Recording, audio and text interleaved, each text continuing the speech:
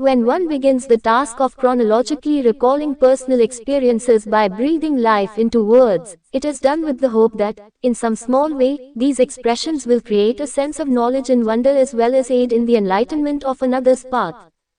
Writing this book was an undertaking that could not possibly have been executed alone. It was created by the blending of thoughts, ideas, experiences and lives of those who have dearly touched me.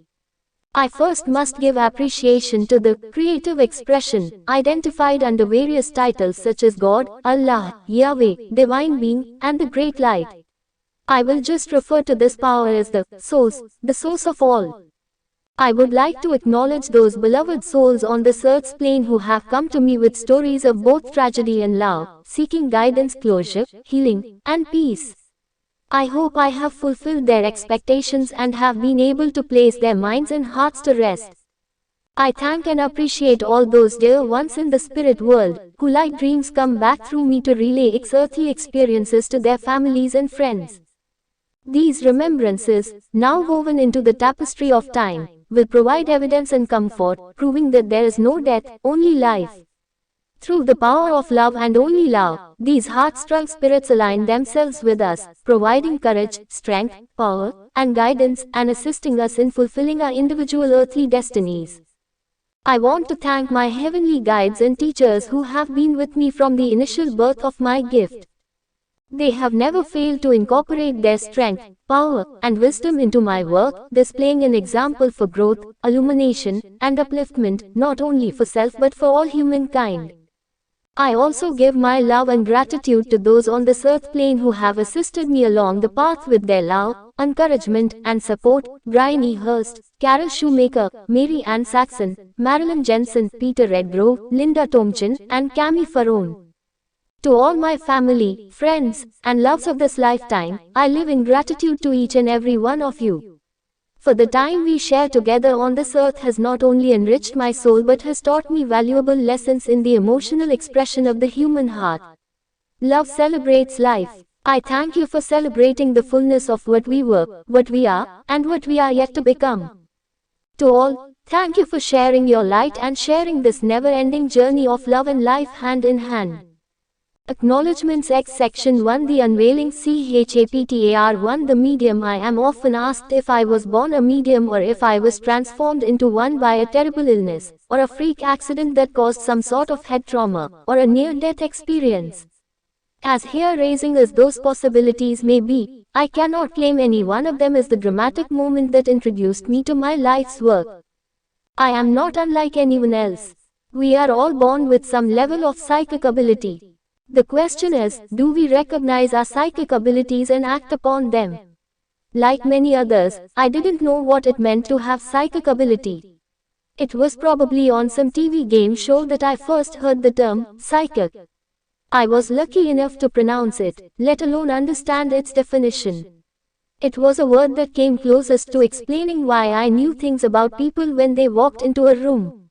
It was also the reason my first-grade Catholic school teacher kept me after school one day. Lunch break was over, and all the kids were heading back to the classroom. I had just put away my Yogi Bear lunchbox when my teacher, Mrs. Wainlick, walked into the room. Our eyes met, and a feeling of sadness instantly came over me. Then I walked up to her and said, "Everything is going to be all right. John broke his leg." She looked at me with a cross expression and said, "What are you talking about?" I replied, "John was hit by a car, but he is okay. He just broke his leg." Well, I thought her eyes were going to pop straight out of her head. She pointed to my seat and told me to sit in it for the rest of the day. About an hour later, the principal came to the door and spoke with Mrs. Wainlick. Suddenly, Mrs. Wainlick panicked, turned white, and ran out of the room screaming. The next day Mrs. Wainlick seemed to be back to her normal self, except that she did not stop staring at me the whole day. She asked me to stay after school so she could talk to me. God bless her, it was her talk that introduced me to my psychic ability. It seemed that on the previous day, her son John was hit by a car, but miraculously, he had just broken his leg. She asked me, "How did you know it was going to happen?" I didn't know how to answer her. I just knew it. I had a sense about it. She stared at me, and I started to cry. Was I responsible for creating this accident and maiming her son?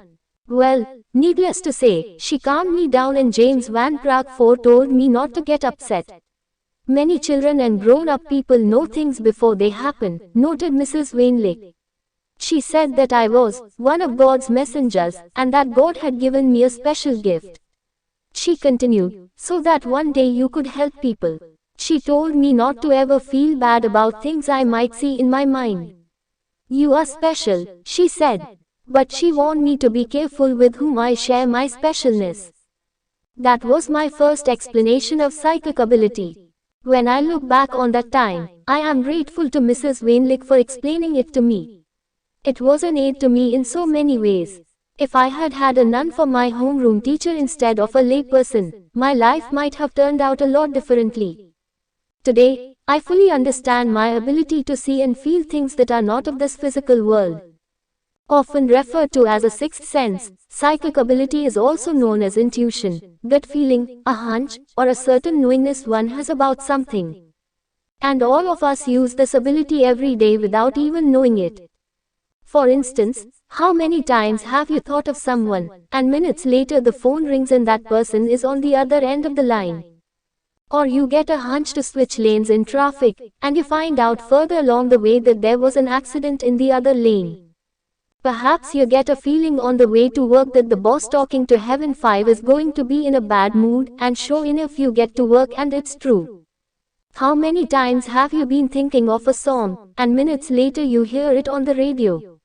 These are all examples of psychic ability. Where does this sixth sense come from? In Greek, the word psychic means, of the soul. When we use our psychic ability, we are tuning into the energy of the soul, or the natural life force that permeates every living creature.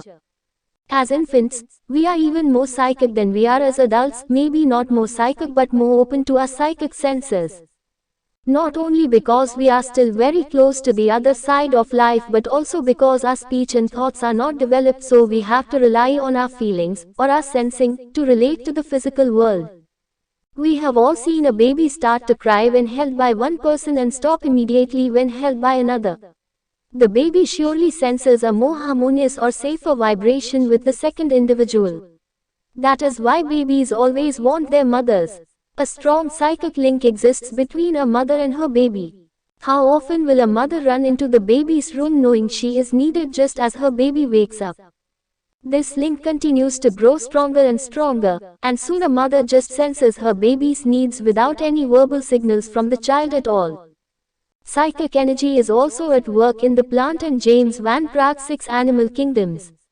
Plants are extremely sensitive and often thrive very nicely when they sense a gentle and friendly environment in which they are cared for and feel love. This reminds me of a very interesting story. When I was working a regular 9-to-5 job, I drove a coworker home one day. As I sat in her apartment, I heard a very high-pitched sound. This screaming vibration was all around me. It was as if someone was hurt and crying for help. I looked around and finally realized what it was. All of the plants in her apartment were dried up and dying. They were screaming for water. I immediately told the woman, and she informed me that she hadn't watered them for over 2 weeks. The idea of plants screaming might seem strange to many. To those, I suggest reading books on the subject, especially one called The Secret Life of Plants by Peter Tompkins. We must realize that the magic of life comes in all forms, shapes, and sizes, even plants. We can learn more about these life forms if we take the time to listen and open up to our own psychic ability and to the energies all around us. Besides the plant kingdom, animals are known to rely on a sixth sense. Witness the behavior of your own Fido or kitty. How often have you seen a dog cower or bark relentlessly when it meets a talking to Heaven 7 certain individual? Or how it tends to stick around one person more than another while roaming around a room full of people? Or, during natural disasters, such as earthquakes, tornadoes, or hurricanes, an animal tends to become restless and disoriented, and often hides in a closet or underneath furniture. The animal is not getting the news from the TV set like us. It just knows. Usually animals sense a disaster before it strikes. They are highly sensitive to human anxiety as well. If you want to know a weather forecast, observe the nearby cattle. Before a storm, cows can often be found lying down on the grass. Throughout creation, animals have depended on their psychic sense or instinct to assist them in protecting them. Soulmate, this is a part of Zindagi Ki Roshni consultancy. It has been established for those who have lost someone and for those who are very sad in their life. About 100 PDF books and 20 short audio books of this topic will be sent to those who join it. This data will be sent to their email or WhatsApp. If you want to join this organization, then please send WhatsApp message to this number.